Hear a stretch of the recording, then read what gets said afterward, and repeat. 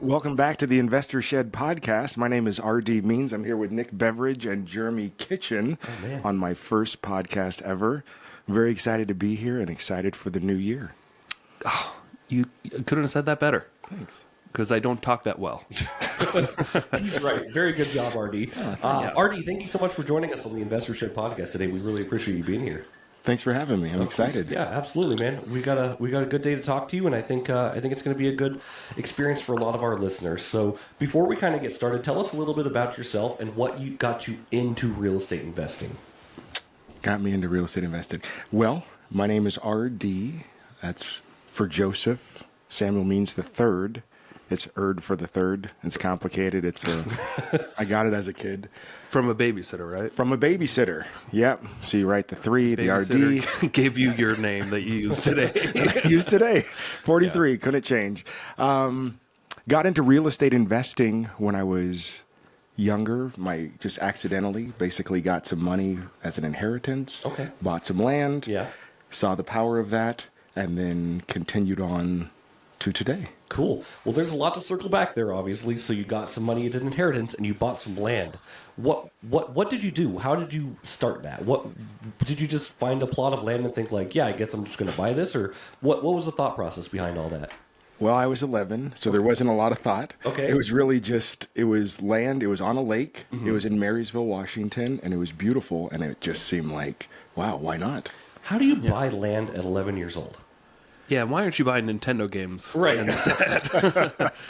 I had good parents. They wouldn't let me spend it on Nintendo games, so it was kind of easier to do Are you what saying they our parents wanted. were bad?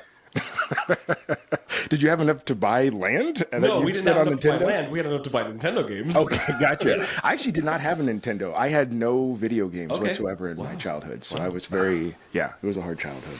That's rough. Yeah, it was really rough. Yeah, that's the only thing that kept me going when I was a kid. Yeah. Is video games? Yeah, I think so. It's the only thing that gave me any kind of comfort in life. Nick and I would ride our bikes all over town and then come back to his house and play the Sega Dreamcast. That was our childhood. That was your childhood? Yeah. So I rode my bike, but we would go out and play paintball after we rode our bike. So I guess that was kind of, as far as land, I don't think at 11 I actually had paintball. I was actually the same time. So somewhere around the same time, I bought the land, we got into paintball, and we lived on a little bit of land in Bothell, Washington, and so we had enough space to be able to shoot at each other after riding bikes. Got it. And so we then just basically were able to kind of transition into that. Well, let's break that down, because I really want to say, how do you buy land at 11? Did your parents help you buy it, or was it your money that funded it, or did you buy it as a co-investor with your parents? What did that look like? Like, an 11-year-old trying to buy land, you can't just give, the state a check and get land, can you?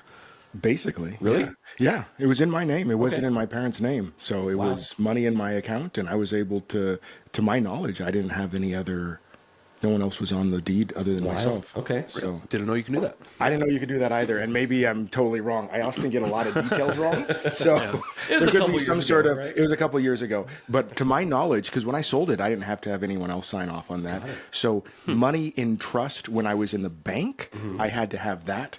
They were on that as well. My parents were, but on the actual land, I believe it was just all in my name. Okay. So let's talk about it then. So what did you buy? What was the purchase price on this first piece of land you bought? It's a couple of years ago. I know it was 80 something. I want to say it was either $81,000 or $89,000. How big is the land? It was 14 acres. Okay. That's pretty good. Yeah. Wow. That was more acres than I had at 11. Yeah. But we had more Nintendo games than You had way more Nintendo games. So we win. Yeah. Sega? Yeah. I would go to my friend's house just to try to play Nintendo and Sega, and then my parents would find out and tell me anyways. Doesn't matter. Oh, okay. Yeah. That's strict. Yeah. Yeah. Yeah, and so no Crazy Taxi for you growing up. I'm not even actually sure what that is. It's a Dreamcast game. Oh, okay, One gotcha. of the most popular Dreamcast games. Okay. The Offspring did the soundtrack. Oh, really? Yeah, that's right. I don't know how I remember that, but so you bought 13, 14 acres as an 11-year-old, and were you into real estate investing? Was the idea to be like, I want to make money off this land, or did you just buy it just because? Just bought it because my dad was really into. He was trying to be into real estate. Mm-hmm. He was trying to be into a lot of things. There was 5 kids, and he had a full-time job as well. But he knew the power of real estate and really instilled that into me and said, hey, this will cover a lot of sins. Okay. This will fix a lot of problems. Very cool. Yeah. So before you were 11, did you have it in your mind that you wanted to buy real estate, or is it just kind of like, did it all happen that quickly? Like, do you remember earlier in childhood wanting to own land or anything like that? Probably. So when you're a kid, you're almost indoctrinated into whatever your parents think. Yeah. And so you're spending all of your time doing whatever they say. My dad knew that real estate, my grandfather, really into real estate. He was the person that gave me the original funds to be able to do all of that. He was really into real estate, and he understood the value of it. My mom and my dad both understood it and really pushed it as well. So probably I had some sort of thought like that. I do know that I knew the McDonald's story, and that McDonald's was really more about owning real estate than it was about the business. So then at some point, I was always very entrepreneurial. I was always far more the physical do as opposed to an asset. I didn't really understand assets, but I will say I had amortization charts. I know that sounds weird, but I had amortization charts associated with compounding interest somewhere around there, around 11. Maybe it was 10, maybe it was 12. And once you look at what an amortization chart will do for you over time, your mind is blown. Okay. And I knew I liked money. And so then I knew that in theory, real estate would do the same thing an amortization chart would do for me. So did you go to like a public school, or did you go to private school or homeschool? I was homeschooled, and then I went to a private school. Gotcha. So during your homeschool, did they slip in like, here's some amortization charts? Like the school system doesn't want you teaching in this, but check out this. Check out what compound interest is, bro. It really kind of was that way. Like I said, indoctrination, but in the best way possible, where you just realize what the options are, what you can actually do. You realize what taxes can do for or against you, and then you realize how much money you can make just on something sitting there and working for you. Why did you mentioned earlier that you said you knew you liked money. What made you like money? What makes you like money? Well, that's a good question. I mean, like in my 30s, it's financial freedom, it's peace of mind for my family and stuff. I didn't have those concepts at 11, and that's what I'm trying to get at. Like the concepts we had at 11 were like buy sports cards, spend our money on video games, and like we would get a job and we'd go flat broke again the next week because we just blow all of our money. Am I correct, Nick? Yeah. Yeah, Well, I mean, we like, just 11, like didn't 16, 17, right? Like, as soon as we were working, we were like, we'd get a paycheck, and then we'd spend our paycheck. And that was kind of the life we lived. Yeah, So, and I like, still feel like we were above most people. Sure. Because most of our friends, and people from school and stuff, they weren't working as hard as we were. Right. And they were like relying on their parents to buy them stuff. At least our parents like kind of taught us to go out and work. Right. So at least I had that. Yeah, and yeah. like the freedom to, like, we had paper outs at a very young age. Right, right. And I know we were working throughout all of our teenage years. Yeah. But yeah, we weren't really taught to like, we weren't taught about like compound interest We were and taught to appreciate savings. money as a kid. That's Yeah, what I'm asking, yes. basically, right? So, like, I didn't have a concept of, like, savings. I didn't have a concept of, like, what you said of compound interest or anything like that. So what was the thought process in owning the land? Was it like, is this going to make me more money? And what was the plan with that money? I didn't have a plan other than I wanted more. Yeah. But I always had an entrepreneurial spirit. When I was maybe 9 or something like that, I found there was a place called B&I in Tacoma, Washington, and they had these knives that looked like they were switchblades. They weren't. They were just a regular knife, but they looked like a switchblade. I bought one of them. I brought it back to our church. I was playing with it at church. Another kid saw it. Yeah. Okay. Yeah. Different time. But anyways, I was playing with it at church, and they said, wow, that's really cool. I want that.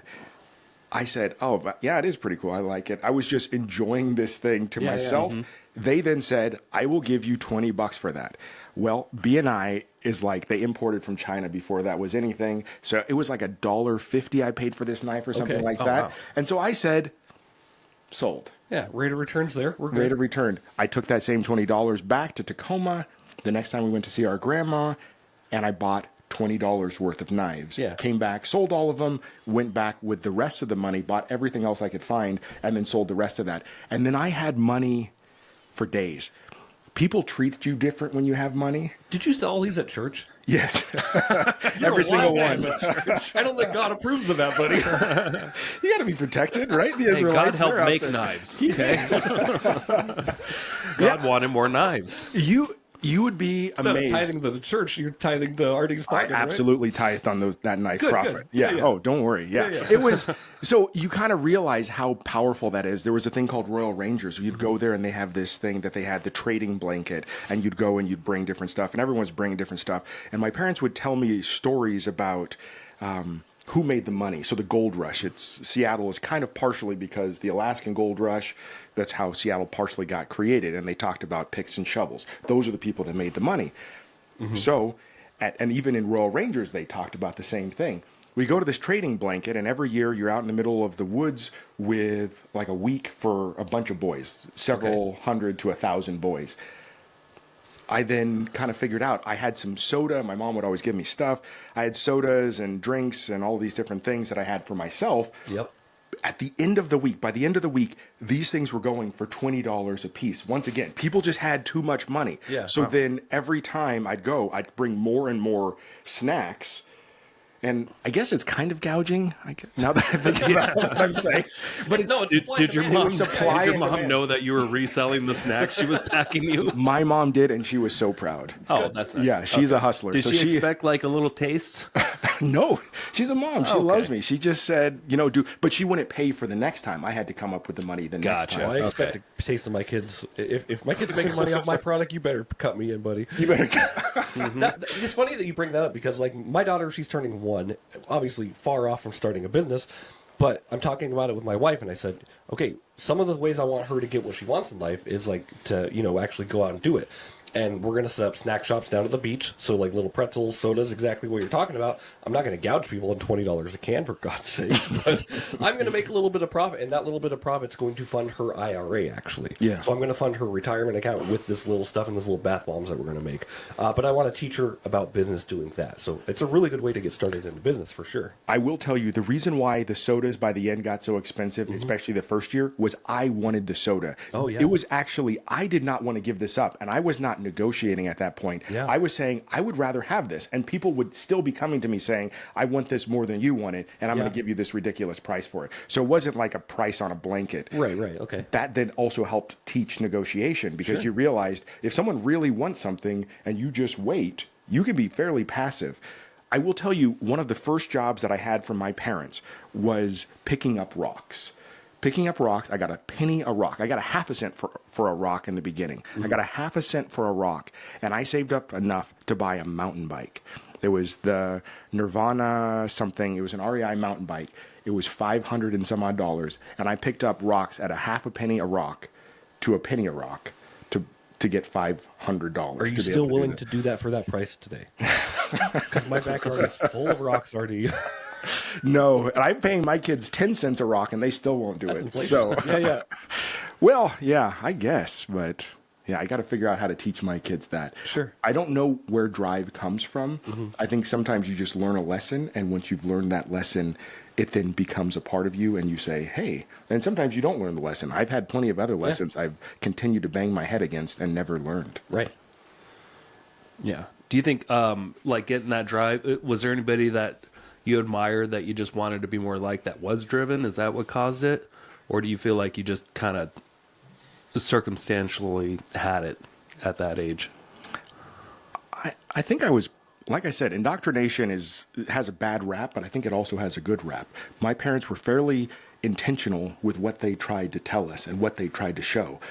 If you go and you pick up a rock and your back is hurting and you're like 7 years old because you just picked up rocks all day, you then realize it's easier to do it. There's an easier way to do this. So I can definitely go out and pick up the rocks, but I'd rather do it an easier way. I think the drive comes from, let's not have to break our back every single day. Every step that I've been, it's mostly been moving away from pain more than moving towards pleasure. So I think the drive is like, this hurts. Can we figure out a better way? Yeah. Right on. So I think we better give our audience, since we're already almost 15 minutes in. We haven't really talked about like we just talked about you buying a property at 11 and then selling knives to your church. But so Artie, you've been working on our team for the last 2 months now. Yeah. Doing awesome. Yeah. You've done more than I've seen most agents do in a year in just the last 2 months that have been on my team in the past. And we're just blown away by how driven you are, how much you're willing to work, and we're boggled by how much extra stuff you have going on in your life because you have 2 other jobs. So this is like your third job that you're trying to get into. Quitting more one of them time. the 13th of January. Very excited. Yeah. And you've got rental properties. You're kind of newer to this area in general. What, 2 years or so? Basically, here? kind of 2.5. And you want to get, in real estate full time. Absolutely. Which you're well on your way to do that. But Yeah. I mean, the other jobs, like they're not easy.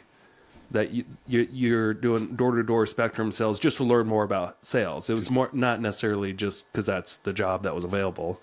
You chose to do that just to go knock on doors and get that practice, and you become one of the top salesmen in the entire company. And then you also are a self-employed electrician, which I don't think it's that easy of a field to just jump into. You kind of have to put some effort into it, become an electrician, but how are you able to juggle all this, and you have a family, and you have all the everything else going on in your life?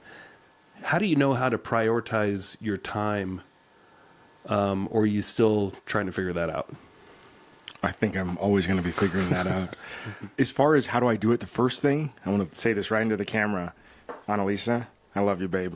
I couldn't do it without you. So my wife absolutely holds down the family and makes it so that I can afford to do different tasks. Doesn't push me into like, oh, you got to do this or that. It makes a big difference at home having someone that's supportive. And then Google Calendar, yeah. That's from the 3 of us, by the way. We all love his wife. Yeah, Hillary's not watching, so no shout outs to Hillary. Sorry, but Google Calendar also changed my life. Okay. That's good. I didn't know how to do a lot of things. I stand on the shoulders of giants. Even going and doing Spectrum as a job, someone said, if you want to go and learn how to do real estate, because I wanted to do real estate about 10 years ago, start putting in a plan to how I was going to be able to do that. And they said, I went and I asked other real estate agents. I asked about the agents in the area. I asked about a bunch of stuff, but one of the things I said is, what would you say is going to make you the most successful? What's going to be the thing that would allow me to know whether or not I can do it? And they said, if you can do door-to-door sales, then you can do real estate. And I got that from a couple different people, and I said, okay, let's do that. I like asymmetric bets, so I don't like anything that I have to pay to go and learn. I'd rather learn on someone else's dime. I love that. And someone else is winning while I'm winning there as well. Yep. So I had a good management team over at Spectrum that then was able to teach me all of these things, and I could still make them the money that they needed to then be successful. It was a one hand washing the other sort of a deal. So I never actually, I'm going to pause you there. You just said something that just a light bulb just went off in my head, because I was always wondering, like, why are you door knocking? That's so hard. But you are right. It's like you're almost guaranteed success if you just knock on doors. And if you don't stop. And if you keep knocking on doors, because statistically you're going to run into people that are going to buy from you. Now, you're in North Idaho and you're knocking on doors and you're a black man. How do you do that? You know what? North Idaho is absolutely amazing. I haven't had an issue. I really haven't had an issue. It is funny. You weren't here in the 90s, though. I wasn't here in the 90s. Everyone that I said that I was going to Hayden, I live in Hayden, and so everyone I said I was going to Hayden, they always said, are you sure?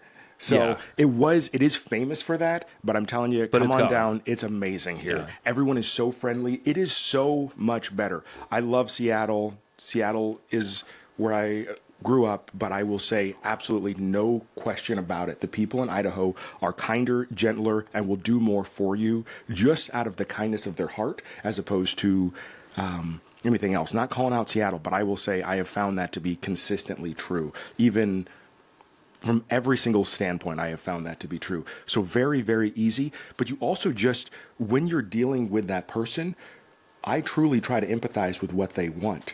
don't sell something that someone doesn't want. Don't sell something that someone doesn't need. I've never made a sale. I spend more time with the people that I'm talking to making a sale. They said that I'm like an extra 2 hours above everyone else as far as that time that I'm spending with them. But I want to make sure that they actually get what they want, get what they need. And why not? They're buying something. We should give them high quality service. Yeah. But yeah, door to door is amazing. If you want to, I don't think it has anything to do with race, but I will say it will help you learn. I just threw that in there because you're in Right. North Idaho. Right. And door to door, just on the face of it, is just scary to me in general. Oh, really? Oh yeah, it's the scariest. You're a white form of man. lead There's nothing to be scared of. Okay. Oh no, but I've done it. I've done. I knew that was something that was important and a good source of leads when I was just got in real estate and I started door knocking in Florida, and it was just the hardest thing. My heart was just pounding every time. People finally open the door and I'm just like out of breath. Blah, blah, blah, blah. Yeah, I don't even know what to say anymore. I just have a flyer, and it was just so nerve-wracking to me. It was the most uncomfortable form of lead generation I've ever practiced. And then I tried it again in Idaho, and I moved back, and it was just the same old story. And I just could not get myself to do it. You don't seem to have an issue with it at all. I like toe-to-toe chopping it up is what I say. I love chopping it up toe-to-toe, just hanging out, having a conversation. I also believe in real estate. So I believe in Jesus and I believe in real estate. And if you tell me that I got to talk to somebody about something that I believe that is a good thing for them, that they actually need and want, and or at least should want and probably do need, that's there's no problem. We're going to do this. The same thing is true of the internet, though. It's not like I'm selling solar panels or something like that. It is just a straight up, you're going to have the internet, you're going to have a cell phone. Yeah. You might as well take what we have. Yeah, it's a good point. Yeah. So you believe in it? I believe in it. That's a good you first have step. to believe in it. Yeah. You have Believe to in what you're it. selling. Yeah.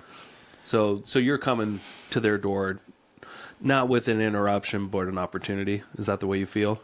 Absolutely. And I also will leave if I think that it is just an interruption. Yeah. So Because I've always felt like I was just interrupting people. That was just in my heart. I'm just like, maybe I just didn't believe in what I was about to sell enough.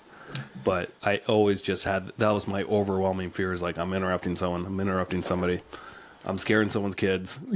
Yeah. Pissing off someone's dogs. Yeah. Right? Pissing off dogs. You're always interrupting. To make you a millionaire. I'm here to make you a millionaire. Not that you're not. That's what I'm here for. And that's what you're doing. You actually, it's always very interesting, turning it around on you guys. It's interesting, how many millionaires have you created through what you have done? Whether it be your meetup, this podcast, somebody that said, I'm going to do something different today. I'm going to go and take this chance.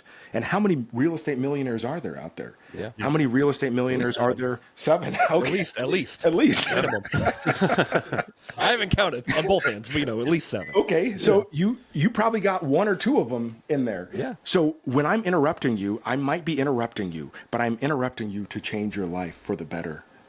There is nothing else there. I don't know how I could interrupt you anymore. I think working out is another important thing. And so if I was knocking on someone's door to ask them if they wanted to work out, that would, I guess, be the next level of awkward for me. That would be hard. Even though Have you done that? No. Door workouts? But I do ask people if they'd like to work out with me, and I work out with a couple of people that I door knocked. Okay. And they didn't even buy internet from me. Wow. So I do believe, if you believe in whatever you believe, and you ask someone to be a part of that, there's nothing wrong with that. I think that that is an opportunity, and it is your imperative. It is your responsibility to offer that to them, and then let them choose whatever they want to choose. Yeah. By the way, side note, people, don't ever agree to work out with RD. I decided, hey, you want to be a running buddy? Because we're getting ready for Ironman. He's like, yeah, sure. And then like our second run is a 14-mile. And you're like, no, let's keep going. You're relentless. Relentless. I love being relentless. I do want to work out with you guys. That is something I love, working out in fun ways. Begin with the end in mind. Have your life be what you want to be. So work out, do whatever you want to do. Enjoy your life. For sure. I will go back to your door-to-door sales real quick, Artie. And Nick, what you're saying, I think you have to be cut from a certain cloth to really do that work. It's something that it terrifies me. honestly, door-to-door sales, door knocking, like, again, I've gotten the mindset where, I feel like I'm interrupting people. It's not for me, but congrats to you. Like, and I want to say, like, specifically, like, I could be wrong on the numbers, but were you number one in the company? It depends on the metrics that you're looking at. It's very, very complicated, and it was for like 2 days. Hey, man, you can be on the top for as long as you want, but I'm just saying, like, you made it to the top of an entire sales board. How many sales professionals were at Spectrum? Well, it gets complicated once again. There's 2,500, but it's not that they were all selling. So that's 2,500 people involved. Very, very specific. It has total sales and there's connections and all that. So any Spectrum buddies that are looking at it, depends on how you look at it, but I can back it up with if you tweak the numbers, right? That's a very humble answer. Well, is this the job that you're going to be quitting then, or is this the other job that I've already put in my notice? Okay, Yep. wow. And what you're going to do with this is you're going to take that extra time and you're going to devote it directly into real estate. Is that what I'm assuming? That's exactly right. Wow. And real quick, Nick, I know Artie's on your team. How many deals has he closed or worked on since he started? Well, you had 3 go pending in like a month or so. Pretty good. Now, not everything closes, but I think you already closed on one. One is closed. One, and then two are still past the contingencies. Yeah.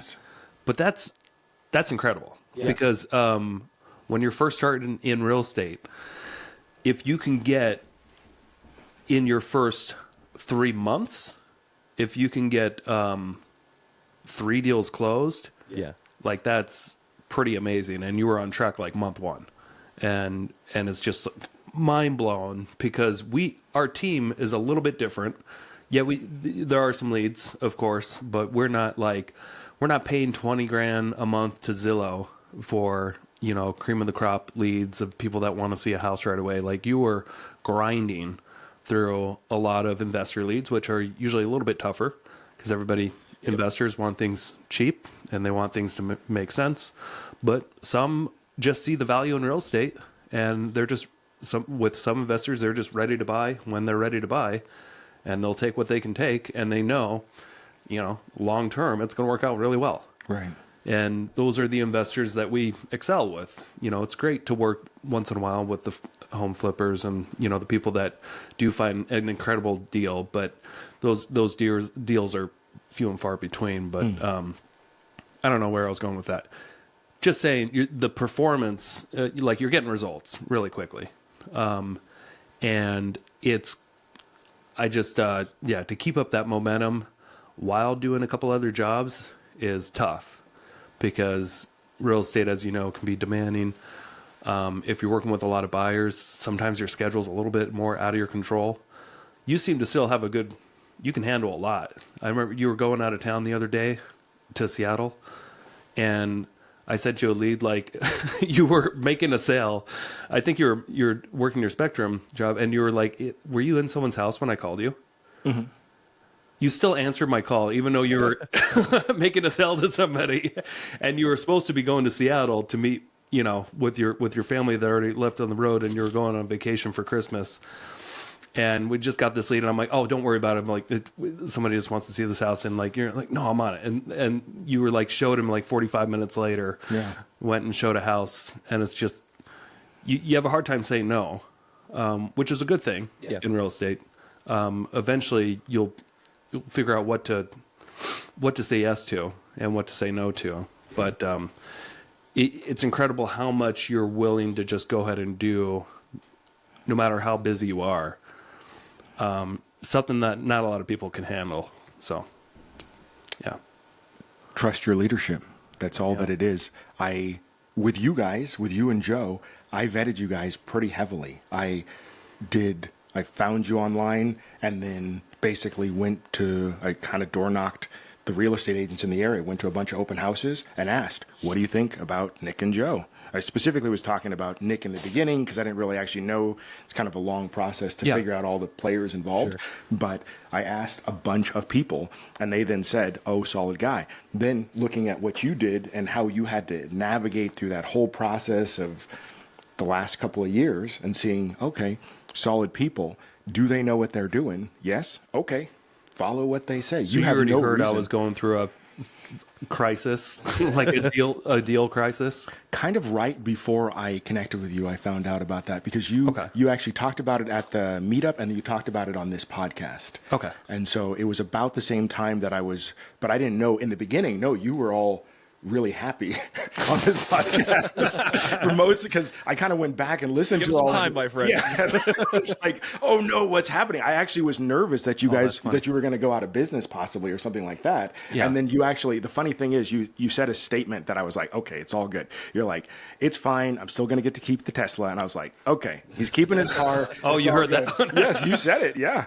Yeah, I think I said that once or twice. You said it a couple of times, I think, after the fact, but I was definitely nervous about what that was going to become, and but vetting people and knowing that they're actually going to do what they say, and that they know what they're doing, you might as well listen. With that customer, though, I had built enough rapport with them, helping them throughout the rest of their stuff. They didn't mind if I left because they were already totally sold on the packages we had, and they had some other stuff to do anyways. You might notice that I'm long-winded, so spending 2 hours in someone's house while they might be enjoying it, they also are sometimes ready for me to leave. Okay. Oh, good. He got a call. We can actually breathe through it. Cool. We're behind the internet, okay? You can go now. What do you want? You want us to buy the phone, too? They did buy the phone. They bought the internet, the phone, and TV. Nice. Get the full package deal. So I want to kind of circle back. I know we kind of talked about it at the beginning. You know, you bought your first real estate deal at 11. You bought your acres. What happened then? What happened then? Basically nothing for years and years. Okay. I actually eventually found girls. Mm-hmm. I found cars. I found other things to do. And I'm not going to say lost my way, but I didn't actually have a clear plan. So when I was younger, I was on the amortization schedules, physically filling those out, whereas totally different now. Yeah. But you kind of lose sight of that because you have other better things to spend your time on. Sure. I got into paintball. No Nintendo games, but paintball. Got really heavily into paintball. Opened up a paintball field when I was 17 on that land. And also my dad had some land right next to it. My mom and my dad had land next to it. So opened a paintball field there. Had the paintball field go bust. And that was kind of when reality came back. Because for a moment there, I actually thought that I couldn't fail. Okay. Yeah, and that's kind of what I wanted to talk about, because I heard you speak at the REI meetup, and through the the foreclosures and the bankruptcies and stuff. Can you kind of talk us through that process? Yeah. And what it's like to claw your way back out of that? Because I mentioned this earlier too. Like somebody, when that happens to them, that's discouragement for a lot of people. That's almost permanent discouragement, right? Yeah. When those things happen, you're like, well, maybe I shouldn't be in this, right? Yeah. How did you continue to persevere going forward with that? I don't know. It almost feels like a different life. Sure. So I didn't actually have any foreclosures. I just had bankruptcies. I was able to avoid a foreclosure. I guess actually, no, I did. It wasn't a technical foreclosure. It was basically a land deal that I had to just basically give back to the guy, and we did it that way. But I guess it wasn't an official, I don't know what you would call that actually, but basically I just handed it back and said, I'm so sorry. Yeah. I can't keep paying you. And I lost a bunch of money on that, and then went through bankruptcy. When you're going through it, you're kind of numb and you feel like it's the worst thing in the world. I would say probably was the worst thing in the world that's happened to me, but it was also my own doing. So you're kind of in this weird shame spiral of, I've done the worst thing in the world. I'm an idiot. Right. I am no longer a golden god. I am dirt. Right. And eventually, once again, I will give credit to my wife for helping me find a path of like, okay, we can do this or we can do that, and finding other things beyond money to then kind of look at and do things for different things other than money. I was doing things for money's sake, just for the sake of doing it. And if you don't have a solid why, if you have no why, you'll kind of eventually just be all over the place and you'll do whatever, and you might eventually crash and burn like I did. Right. So went bankrupt, I think it was 2011. It might have been 2010. Okay. Had somewhere in the range of in between 500,000 and 600,000 that I bankrupted. But I asked a lot of questions, so I was able to keep more things than I normally would have by getting the right lawyers, because bankruptcy is very confusing. So, but Chapter 7, so full liquidation. Okay. And then you kind of there's also expectations. I think family helps a lot. And people just say, oh, you'll be back. And enough people kind of said that, not in a flippant way, but in a kind enough way like, RD's going to be back. Yeah. And so you get back. And then you're like, wow, real estate. Yeah. It saved me. It was also fortunate or unfortunate that the world was crashing around us. So we bought a condo. So much stuff was on sale in Seattle. And I really tried to buy everything right after bankruptcy because I was like, this is such an opportunity. We should be buying everything.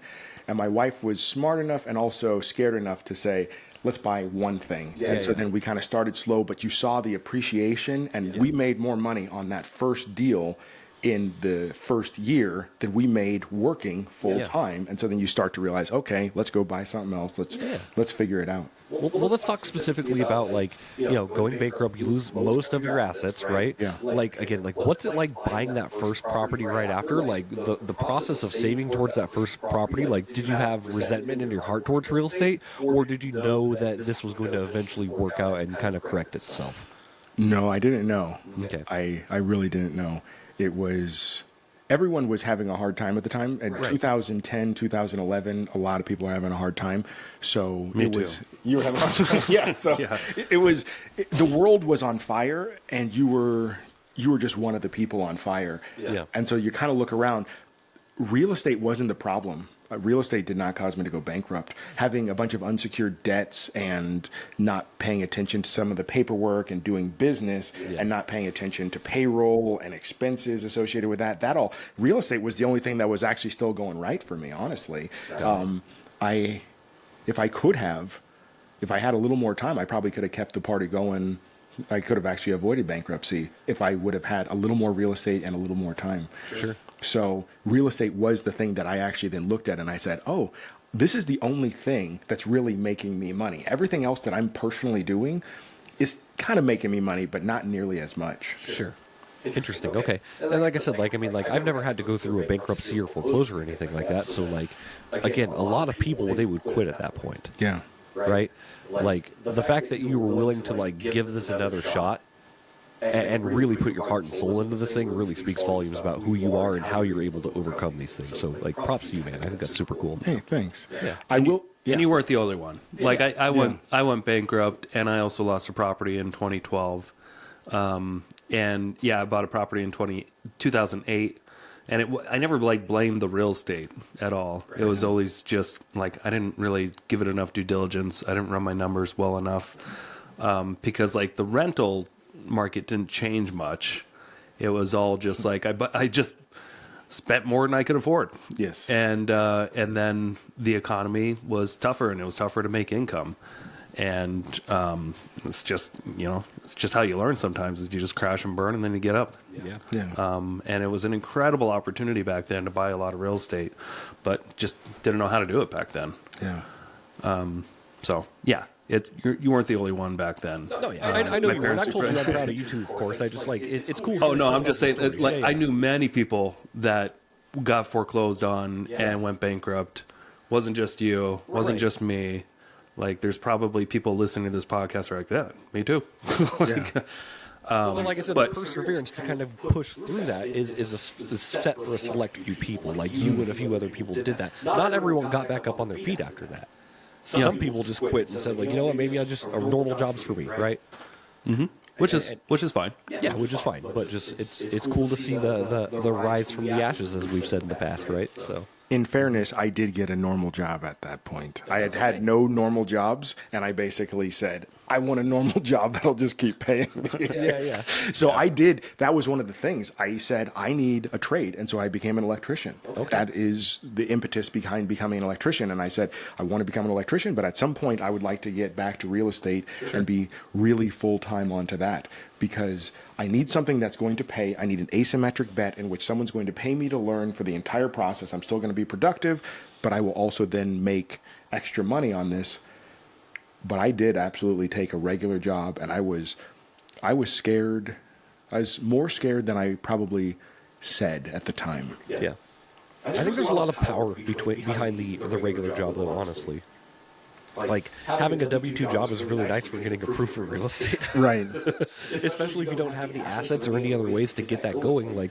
Get a job. Yeah. And get it going. That's one step in the door. Yeah. And I think that's an important part people miss. You don't have to skyrocket just to owning 20 businesses and owning, 100 mansions. You just start with a job. Right. And start with a purpose. Absolutely. Yeah. Dave Ramsey says, I love his quote. He said, when you're broke, there's a great place to go to work. And that was the thing to do. And that was the thing that I did. We just went to work. My wife as well. She came back from Africa, going over there she was a missionary over there. She came back in a bunch of debt because she self-funded this whole thing. Yeah. So we were really worse than bankrupt because she had a bunch of debt that wasn't bankruptable. And I still had tax debt. Sure. So yeah, just 80-hour weeks. Did Dave Ramsey really say that? Absolutely. Okay. We misquote a lot of people here. Yeah. we say a lot of things about Andrew Huberman. You know what I saw recently? Well, I guess it was maybe a year ago or so. I saw a Dave Ramsey tweet or something, and it said, "Life is short, buy the boat." I was just like, what? Who is this guy? Do you remember hearing about that or seeing that? I think I saw it, but I don't know if that's fake. I feel like people can screenshot a lot. No, I don't think it was fake. I think he was just given up on giving good financial advice. And he's just like, you know what? You're going to die. Like, he's finally old enough to be like, just enjoy your life. Yeah. Buy the fucking boat. You know what it is? So I'm a big Dave Ramsey guy, even though I don't follow half of what he says. He says, I appreciate you being on Team Dave Ramsey because Nick and I had this conversation in an episode. Yeah. So thank you. Yes. Well, I make fun of him all the time, but it doesn't mean I don't listen to his stuff. Right. Yeah. It doesn't mean it's not practical. Yeah. He's very practical. He says you live like no one else so you can live and give like no one else. Yeah. So that quote would have been, I'm sure, from a time in which someone had more than enough money and they got on the opposite side where they were just living in fear. They have $5 million in the bank or something like that. Yeah. And they say, I want to buy a boat and it's this much and you can afford it. And he then says, life's too short, buy the boat. And I've heard him say that to houses, cars, all of those things. Yeah. His rule is if I can throw the pile of cash into the center of my living room, light it on fire, and it doesn't change my life, then you can afford it. Yeah. Don't buy it using bad debt. Right. Yeah. Be smart about the way you do things. Yes. And that's a really practical way. I just wanted to make sure because Nick always quotes Andrew Huberman saying we'll start an episode saying what kind of snacks should we have.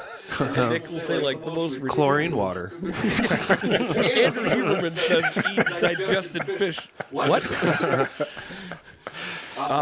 Who else do you take advice from that you think is worthy of taking advice from in this world? I think there's advice everywhere, and people are so regularly ready to take baby and the bathwater and combine it, and you have to separate it. Yep. So it's very rare that you're going to find something that is 100% pure, and there's very rare that you're going to find something that's 100% evil. Right. It's just a matter of recognizing the difference. Yeah. Finding who do you trust, who do you see that's trying to live righteous. Okay. So there's different preachers that I watch online. I know that this is not a religious podcast at all, but speak your mind, buddy. Yeah. But there's different religious figures out there that talk about things. They give you kind of a perspective on life where you recognize it's not just about today.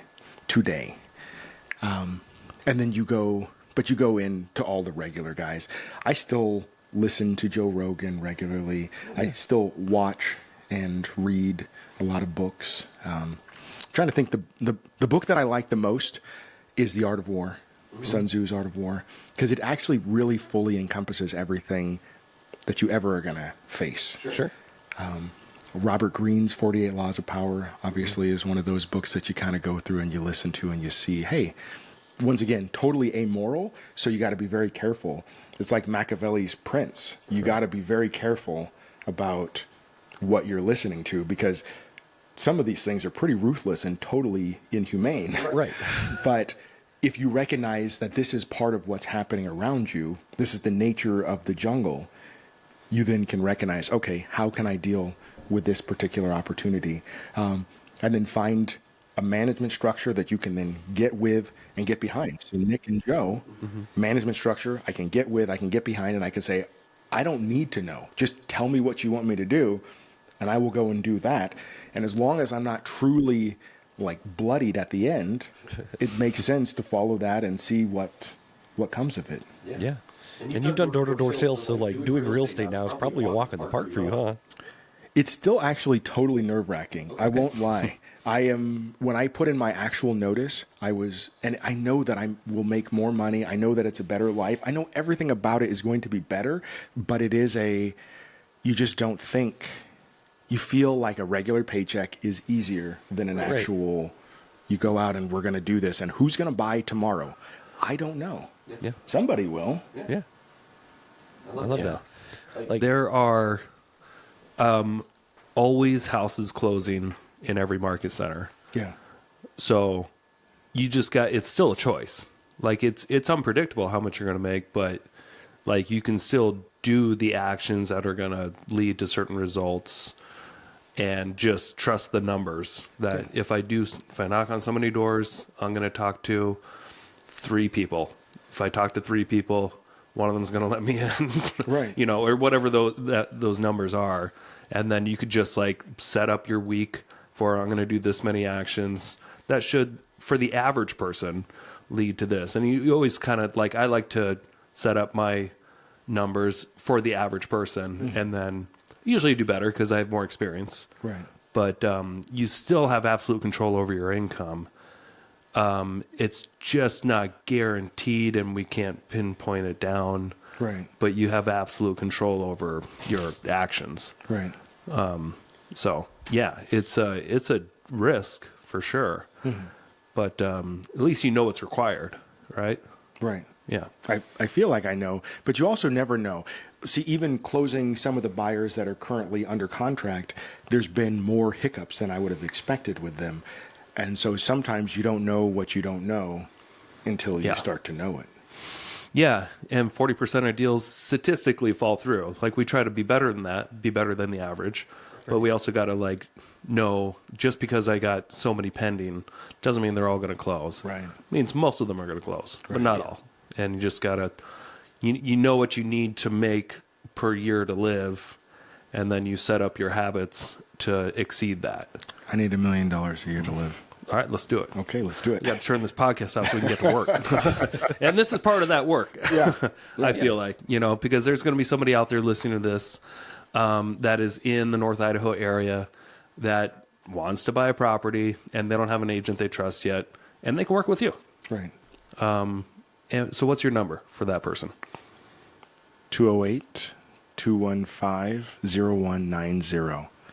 I just got an Idaho number, so I was trying to remember. Hopefully, I don't say it wrong. If that's I the think that number. was the right one, yeah.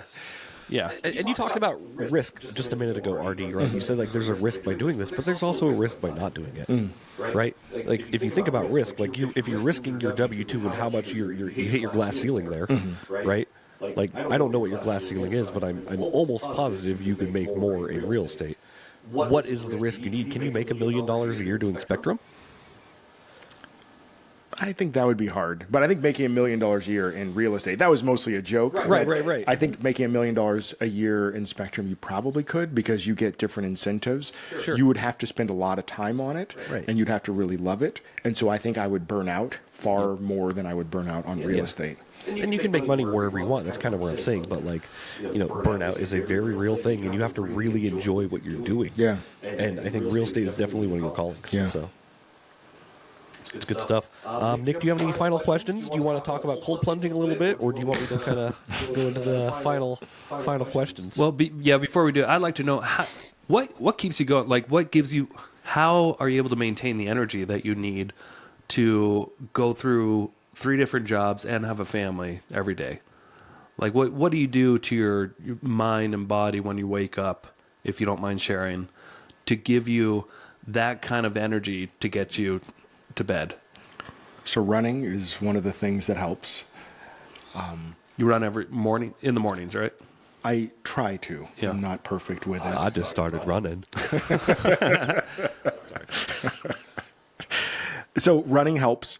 Family helps. I can't speak enough about your home and what your home feels like when you're there, as to whether or not you can go out and just take on the next thing, or you're dealing in your brain with whatever is happening back at home. So not having anything there. I think you also just get used to certain things. I've had basically 2 jobs, or the equivalent of 2 jobs, like 80 hours a week, for the last 15 years. Okay. So it's not even a new thing to have this much. This has been too much. This was right on the edge of not breaking me, but I had to make a change. That's why I got rid of Spectrum, because I thought that I could maybe keep it going, but I can't. Can't do more than 80 hours a week. You can do 168 hours in a week, right? So then you just have to break it down and say, how many hours do I need to sleep? How many hours do I need to spend with these people? And then you also do multiple things at the same time. So for instance, open houses.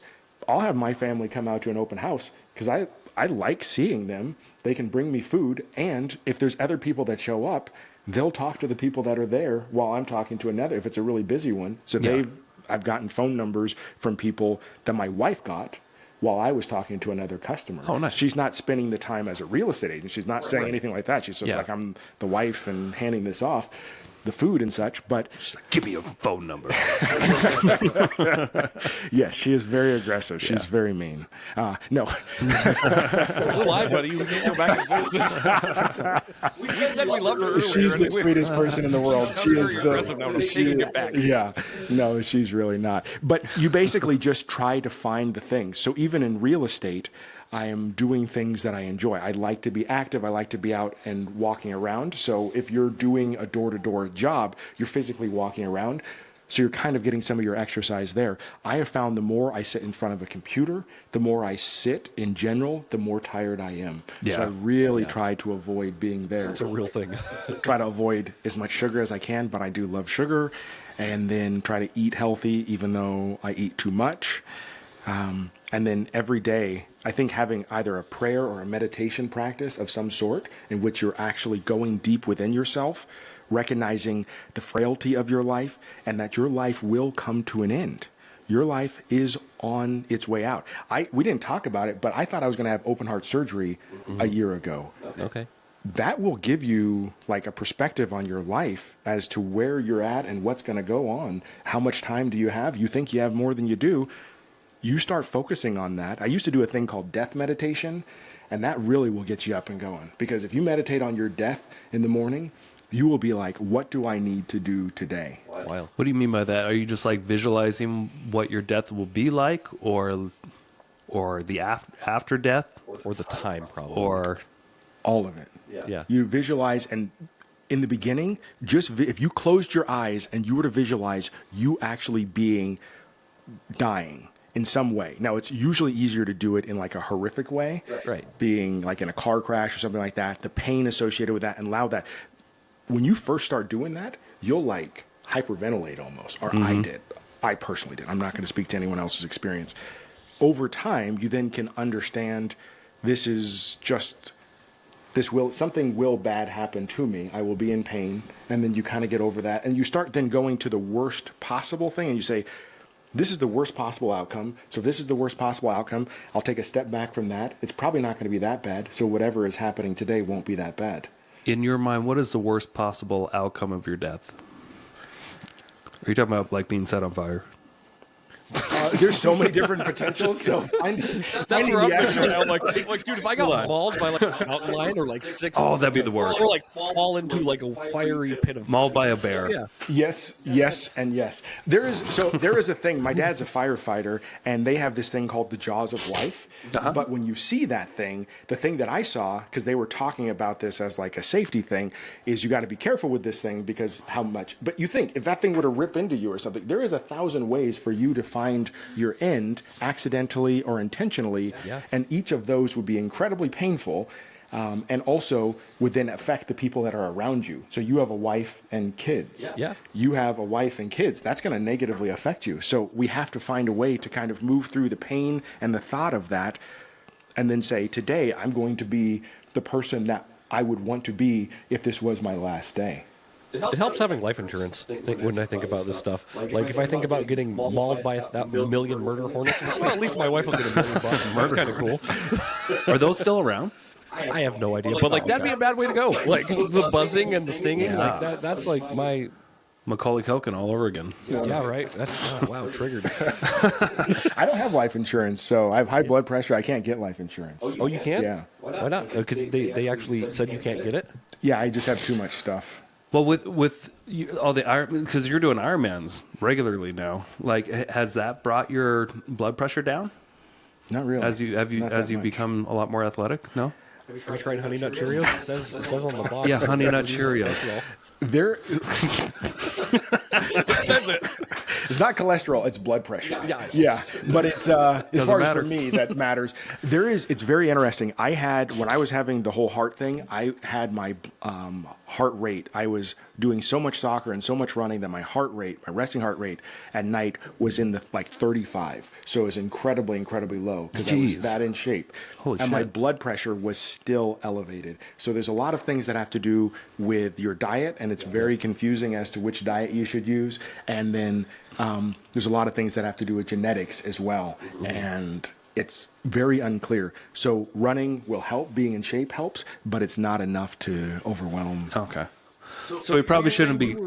Sorry, you were declined life insurance because your blood pressure is too high? I've had tuberculosis. So when you have tuberculosis, that's another thing.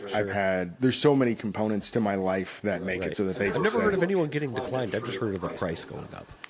There was some sort of issue, and maybe it's, I don't know. You know what? Sure. I don't take, so this is the other thing. As far as all of the components of my life that I don't do, I don't take care of any of the bills. My wife does all of that. I don't take care of any How's your blood pressure high?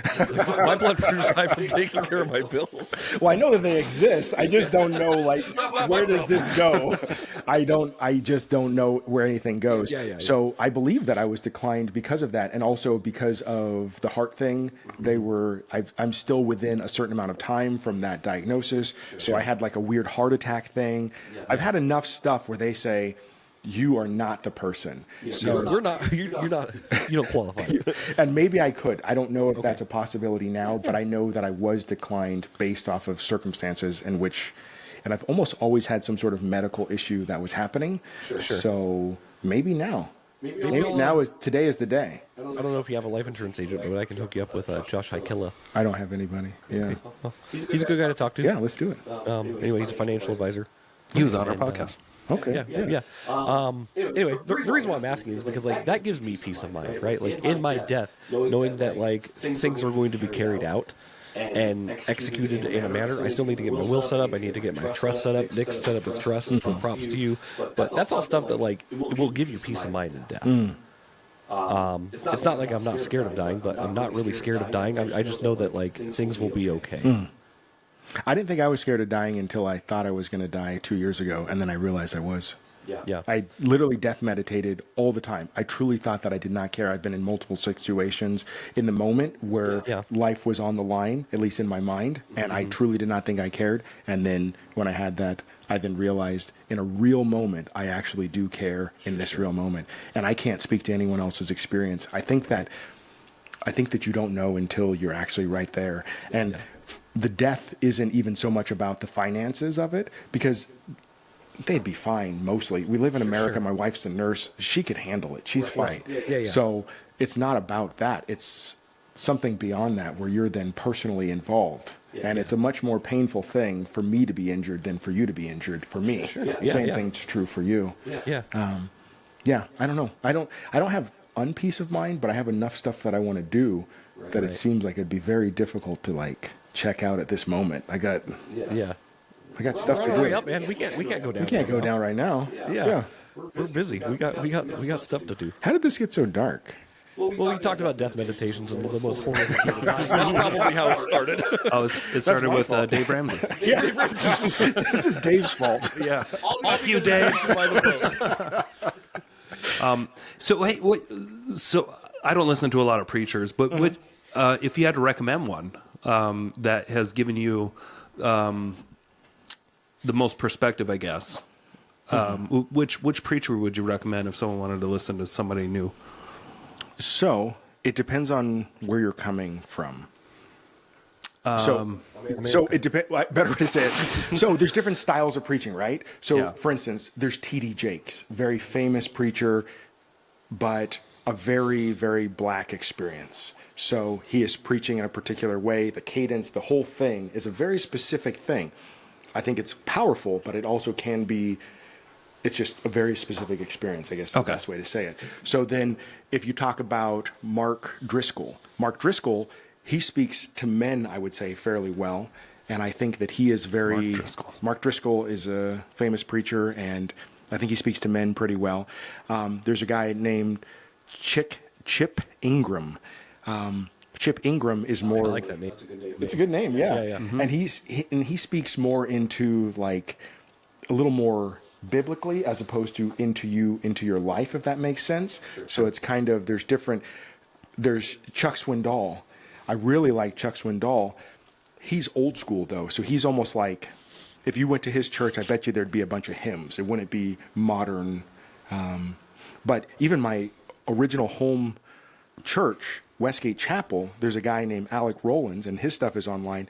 Their music is off the chain, like really, truly some of the best in-person music that you get into. So, and then his preaching as a general rule is fairly like, it's right there as well. So there's a lot of different people and a lot of different things. I guess when you go into it, it kind of depends on who speaks to you. But that's a fairly wide gamut of all the different, a little more like, I don't know. Some preachers are almost like accountants, and some preachers are So everyone's got a little different flavor. A very different flavor, yeah. And some guys are like rock stars, like, yeah. So yeah, when I think my favorite preachers, I just think like Tony Robbins and and Killer Mike. And they preach as well. Yes, absolutely. Is Killer Mike a preacher? No. Well, it comes off that way in his music. okay. I love it. Oh my goodness. Like, run the jewels, buddy. Let's go. Yeah, there's a guy called Pastor Troy, not a pastor, but he has a... Oh, my life is ruined. I know all about Pastor Troy. You know Pastor Troy, yeah. And it's his song, Vice Versa. I love that song in particular because it's a juxtaposition. I love juxtapositions, and I love his whole thought. It's a crazy thought. It's totally... I'm never scared. Right, yes. Is that Pastor Troy? That also is Pastor Troy, Okay, yeah. But I don't know why I remember that. Vice Versa is another song that really, as far as when you're trying to think about the spiritual nature of things, is interesting. So DMX did some preaching. DMX has actually a song of prayers, or a whole album of prayers right now, where you can go and listen. It's not exactly good advice for the most part. Like, his prayers are good, but then you hear the next song, you're like, ooh, you didn't mean any of that, did you? Once again, baby and the bathwater. We talked about this. Yeah. Baby and the bathwater. You got to be real It's all about careful. balance, Jeremy. It is about balance. Well, David was a murderer, an adulterer, and was named by God as one so close to his heart. Man is imperfect. So the nature of man is to be imperfect. No matter who it is, they will have made a mistake. Sure. You have to be forgiven of sin. Mm-hmm. If you haven't sinned, then it's just not possible to not have sinned. But most people that have done great things have sinned greatly as well. Yeah, that's true. It just, you hear DMX and you talk about all the slang and the bad things he does. He's like, but it's okay. I did a prayer on my album. Right. all is forgiven. Yes. I made amends. I made amends. It is complicated. It's the gift of salvation is complicated. Once again, I'm not trying to preach to you guys, but I do believe in real estate and I do believe in Jesus. So it is that those are the two things that I believe the most in, and I do know have the biggest impact in my life. Okay. Very good. What do you think about that, Nick? I'm still thinking, like, is DMX dead? Did he die? Oh, yeah. Okay. He's dead. Yeah, that's all I was thinking. I didn't want to say it out loud. I think Pimp C is dead as well. So Pepsi? Pimp C? Pimp C. Yeah. I don't know UGK? Pimp C. I don't know that one. Bun B and Pimp C? Yeah. UGK, they were in a Jay-Z song. Don't worry about it. I don't listen to much Jay-Z. Yeah. Not since 99 Problems. Well, sounds like you got 100 problems. No, I think we're getting close to wrapping this thing up. What do you think? We're at an hour and 5 minutes. We can do whatever we want. No one's listening at this point. They're still watching. What kind of advice do you want to give? Instead of going into the questions, if you're okay with that, I'd like to... What advice do you have out there for the young people that want to get ahead in life, but they're just struggling?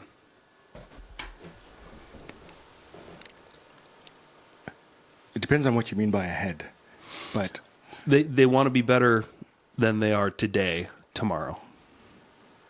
it's you. It's you. It ain't anybody else. Somebody else is not going to solve it. It is you.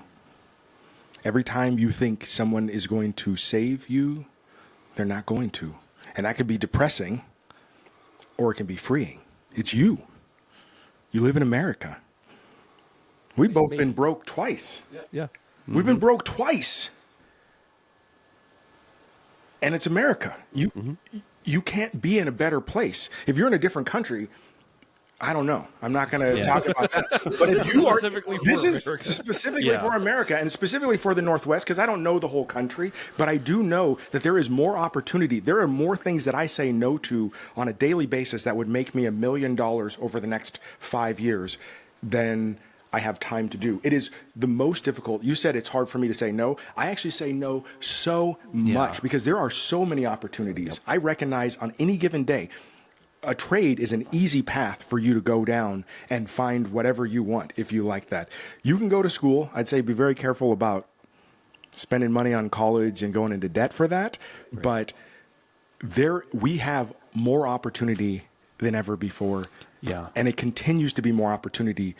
Be like the wind, be like water. Mm-hmm. I love Sun Tzu that says there's opportunity in chaos. So no matter what is happening today, whatever chaos you are in today, we can move past that into some sort of amazing future. Yeah. And I believe that about everybody watching, listening, wherever you're consuming this. That goes along really well with it. I just heard Alex Hormozi say this on a podcast just like yesterday. He mentioned that today, like in America, 2025, 2020, we're in the New Year's now. It's never been easier to be successful. Yep. However, it's never been easier to be distracted at the same time. Yeah. And that's what 80% of people struggle with more than anything is just distractions. Yeah. And it's so easy to get caught, but so easy to be successful too. You just got to know and be aware of those distractions. Yeah. Yeah. Write down what you want and start moving towards it. It took me 10 years to get here. It'll take me, my goal is 2030 work optional. That's my goal. 2030. I have the next goal on the line is 2030 work optional. The next goal is whatever it'll be, but put something in front of yourself and just start moving down a path. Find somebody that'll give you good advice and just follow that advice. It doesn't have to be perfect advice, because if you follow somebody's advice, if they're charging you for the advice, be very cautious. I'm not suggesting that there's a mastermind that's going to solve it for you. Forget the mastermind. Find someone local, especially if you're young. There is somebody that will speak into your life. I cannot speak to how many people have spoken into my life for free that have made $0 off me, had nothing involved in my future other than just saying, hey, I can see you're going places. I can see you're trying to do this. Maybe try to do it this other way. And mostly all I did was say, oh, thanks. And half the time I'd listen and half the time I didn't. Most of the time I didn't, I regretted it. Yep. But you just have to keep that thing going. You are the answer. There's so many distractions. You asked me how I keep going. One of the things, my number one thing is still distractions. Mm-hmm. I'll get on Facebook or YouTube and just keep scrolling through those shorts. Yeah. I can spend 2 hours at night. It's so addicting. It is it's built that way. It is. It's made to be that. It is. It's made to capture us. Yeah. All right. Well, thank you so much for being a guest. Yeah. Thank you, Marty. That was great. Thanks for having me. Hopefully you're prepared. You're going to jump in the cold plunge right after this. Right. So if you're still willing and able, it's 38 degrees in that water. Yeah. I checked this morning. I jumped in it. Good. Did 3 minutes. We'll see if you can do longer than me. Oh, no. I love it. I love the And Jeremy will be in there too. Yes, he's definitely, Jeremy is definitely coming. It's like, I didn't bring We talked about this earlier. Like, I'm not a cold plunger, man. Like, I've never done it before. You've never done a cold plunge? No. Oh, is that why you're excited about getting me to join? Because you want me to join with you for a thing you've never done? You guys can both fit in that little tub. I'm excited. I've heard that it's good for you. A lot of people swear by it. Nick is swearing by it. A lot of people swear by it. I like to make jokes. I said, what's the average lifespan of a human who lived during the Ice Age? We don't know. 33 years. I Googled it today. Oh, wow. Okay. So because I haven't cold plunged, I'm 37. I've effectively... Yeah, but... Dude, have you heard of correlation and causation? I think there is. They didn't have Costco. Yeah. Back then. They didn't have indoor plumbing. How do you know they didn't have Costco? But the cold would have helped them. How do I know? Okay. Because let me ask you a question, Nick. When you get in your car in the morning, do you turn your heated seats on? No. because I already have them preset. Right. So you do a cold plunge, but then you get in your car and you turn your heater on before you start. Like, you're choosing to do a hard thing, but then you're choosing to do not the hard thing, not the whole way through. Oh, no, sir. Oh no! Listen, the hard thing is you want your body to heat up naturally, and that's what gives you all your power. You're shivering and all that stuff. So it's not just the fact that you're in the water for 2 minutes or whatever, 3 minutes. It's you don't want to cool. You don't want to like jump in a hot shower right away. Like you want your body to take the time to like shiver its way out. Okay. Or whatever. So Andrew Human, in the morning when it's cold outside and I'm shivering in my car. Does that count? It doesn't mean you have to be cold the rest of the day. Nick, I'm messing with you, by the way. And it's more, and it's a mindset thing too. It's like you're training yourself to do something every day that you don't want to do. I never want to jump in the cold plunge, but I do it anyway because it's just part of doing something hard right at the beginning of the day. Sure. That just makes the rest of the day a little bit easier. Okay. Yeah. I think the difference between like that and like a true warrior, like true warriors don't get to choose when they go into cold plunge. They just get submerged. Right. But like yesterday, I was on a roof with a t-shirt on, cutting down a bunch of branches off this flip house, and it started snowing. And I noticed that I was totally fine. And it was, snowing, the wind was blowing. The battery ran out, but I had this handsaw that I found in the house, and I did the rest of the job just cutting. But like, I had already trained like the last month of jumping in like ice cold water. Yeah. And it just, I felt like that really kind of helped prep me for that moment. Even though I was moving around, you kind of create heat anyway, but like, sure, that was a breeze for me. It was fine. So I felt like it's making me a little bit tougher every day to handle the winter in North Idaho. Well, that's good. Yeah. And Andrew Huberman said, do it. Right. Do it. Yeah. Well, don't they say choose your hard? And so he's choosing his hard. Because your life is too good, and so you have to do something. If you don't do this, you'll do something else to sabotage your life. I think that is the thing. Choose your hard. Yeah. And it's also, I forgot which doctor said this it was one of Andrew Huberman's podcasts, but he said like intentional cold exposure, like cold plunges and stuff, it's outside of diet, it's the fastest way to lose weight. Oh, really? Mm-hmm. Oh. Outside of diet, it's the fastest, most effective way to lose weight. So I don't know exactly how it works, but the doctor said it on Andrew Huberman, so whatever. Might as well do it. I wonder if that's because you're shivering so much and that's like a bunch of calories. Oh yeah, you're shedding calories like crazy. Yeah. Yeah. Huh. It's just like what's the famous swimmer? Michael something? Phelps? Yeah, so he usually trains in a pool for like 4 hours a day or something like that, or 8 hours a day, but he'll go like he burns an insane amount of calories. And the water temperature is like 70 degrees or something like that, and it's like the water temperature that's really burning all the calories in his 4 or 8 hours of practice or whatever. But we're talking like 10,000 plus calories a day that he's burning just by being in that water. You don't think it's from the force resistance of him doing? Well, it's also the workout too, but a lot of people work out. Yeah. A lot of people are walking or running throughout the day. And they don't burn that many calories, but yeah. Anyway, it has to be the cold. It has to be that, because a full iron or a half iron is like 10,000 calories, and that's way more hours than that. Yeah. So it has to be the cold. Yeah. Science doesn't lie, I guess. I don't know. Yeah. I just don't like being cold, man. Like, you can choose hard other places, but how do you choose your hard? I eat a very candy-based diet, and it makes my soup. chocolates? Reese's.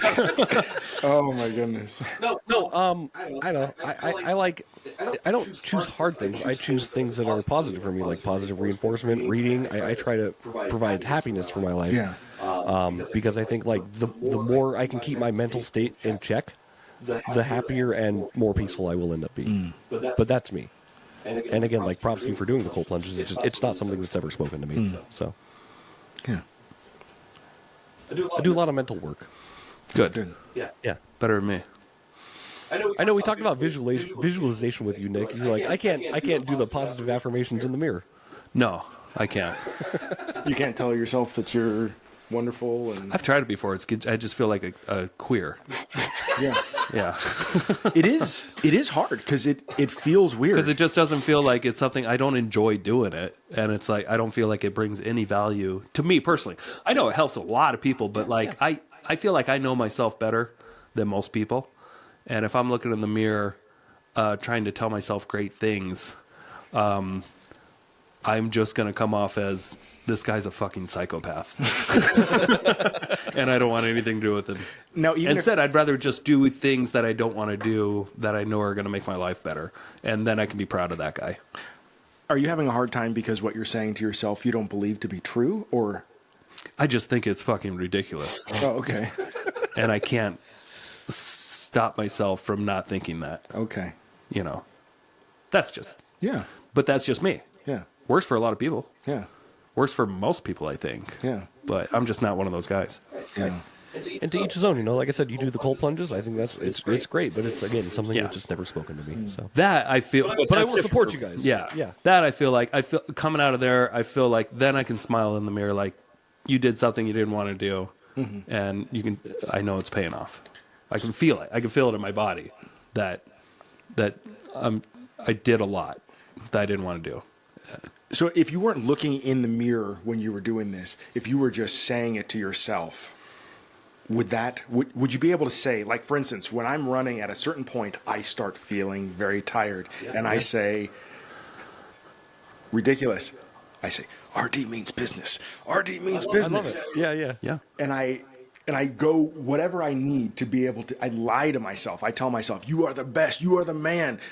There was a guy, I don't know if it's actually, maybe it's an apocryphal story, but there was a guy named Alligator that worked with Mike Tyson that before his fights would just amp him up, be like, you're the best, you are the man, you know what you're doing, you're an unbelievable, and I do that same thing. Yeah. You are the boss, you are so good at this, you're going to be the best. I'm going, no miles an hour sort of a deal. Right. So I can do that I can lie to myself there, and then it's hard to look in the eye at the mirror, but if I'm saying something that I know to be true about myself, it doesn't seem like a problem to then say that to myself, even if I can't say it in a mirror. So if it wasn't a mirror and you were just saying it to yourself in general, like in your car, you still couldn't say something nice about yourself? No, because I feel like I'm always looking at myself in the third person too, and I would be like, "What? Why is that queer bag saying those things to himself?" Dude, your negative self-talk is clearly evident that you need this. And this is going to sound insanely narcissistic. Mm-hmm. If I were to say that stuff out loud, I'd be like, "Yeah, I know I'm awesome. Like, shut up, leave me alone. I know I can do whatever I want to do. I don't need encouragement for myself." I just need to do the actions to feel better, not to say it. I don't get off to, my good self-talk or whatever you want to call it. I get off to actually doing things, and then I can feel, I can smile in my head. I won't even smile out loud. But in my head, I'll smile and be proud of myself for doing something I didn't want to do that day that I knew was going to make tomorrow better. When you do these things for yourself, does it impact other people in a positive way? Does your cold plunges, does it make you a better husband? Sure. Does it make you more patient with your kids? Yes. So does self-talk. Not to me. Great. Well, But I can see how that. Point, though, right? Like the things I do, like I'm living on an outward existence. Like, how can I be a better person for other people in my life? And it starts with being the best version of myself. Right? How can I be the best version of myself? I can take care of myself. I can work out, and I can love myself. But I can also be hard on myself. But I don't have to get in a bucket of ice water to do that. Yeah. Yeah. So that's just Charlie's their own. Yeah, Charlie's their own. I'm not recommending everybody like you guys need cold plunge. I'm not one of those people. I don't think I am. Hopefully, I don't come across that way. You're getting there. You've asked me if I was going to do it about 10 times. So. I just know. Well, you mentioned that you wanted to do it. I'm joking. Like Jeremy, how many times have I told you you got to do it? Lately, a lot. Okay. Every time I come over, and then at your REW dubs. All right.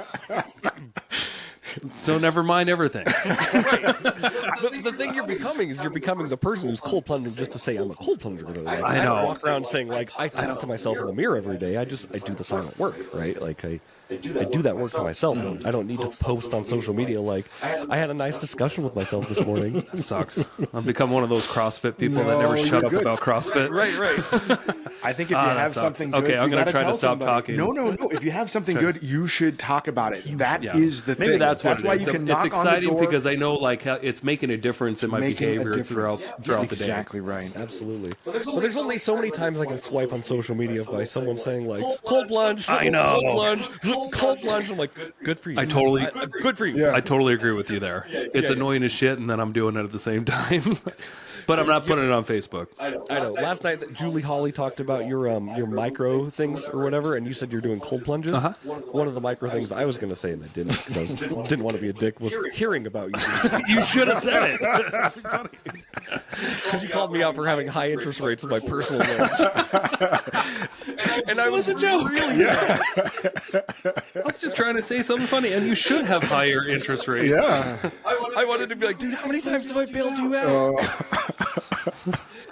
No, but we got completely off topic here. We're having a good time. We're on topic. Yeah. Whatever we want to talk about. We can. It's live. We don't even have to post this. Yeah. We should. We shouldn't. I'm going to delete it. I'm just kidding. We don't do that. Let's not get to that point. Yeah. But, any final closing thoughts, Artie? No, I appreciate the opportunity to be here. I appreciate. Yeah, thanks for hanging out with us. Thanks for vibing. Thanks for being a great friend. Yeah. And we look forward to working with you for a long, long time. Yeah. Please don't leave us like Tyler and Caitlin did. I have no intention. I really don't. I don't like a lot of things. And I also, you want to talk about knowing yourself.